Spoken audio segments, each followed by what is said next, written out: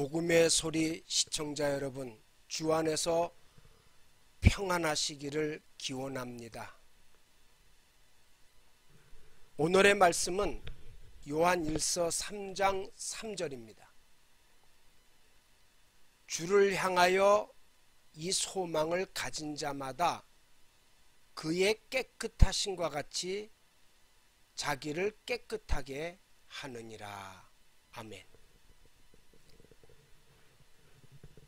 사도 요한이 하나님의 자녀로서의 삶을 이야기하면서 제일 먼저 강조하고 싶은 것은 사랑이 아니라 깨끗함입니다.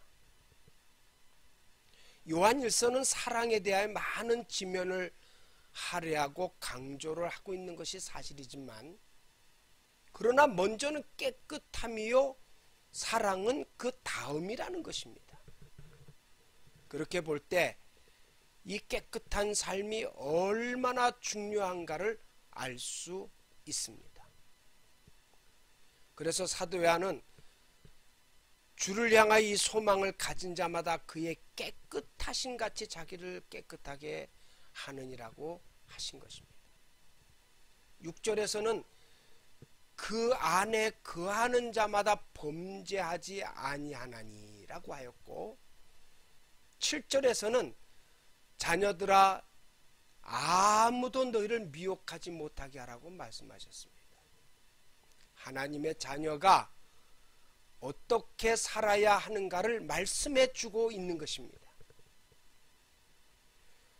그리스의 철학자 탈레스는 만물의 근원은 물이라는 표현을 통해 물이 얼마나 중요한가를 말하고 있습니다. 물이 얼마나 중요합니까?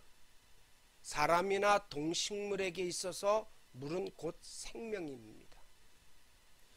석유는 없어도 살 수 있지만 물이 없으면 살 수가 없습니다. 그런데 여러분, 물이 생명의 근원이 되고 만물의 근원이 되기 위해서는 한 가지 절대적인 조건이 있습니다. 물이 깨끗해야 한다는 것입니다. 아무리 많은 물이 있어도 물이 오염이 되고 더러워져 있으면 물은 그 역할을 다할 수 없습니다. 오히려 그 많은 물 때문에 생명들이 죽어가고 더 큰 피해를 줄 수 있다는 것입니다. 교회가 세상에 구원의 방주의 역할을 해야 한다는 점에서 교회는 세상의 빛과 소금일 수밖에 없습니다. 그러나 그 중요한 역할을 다하기 위해서 교회는 한 가지 분명한 전제 조건이 있습니다. 깨끗해야 한다는 것입니다.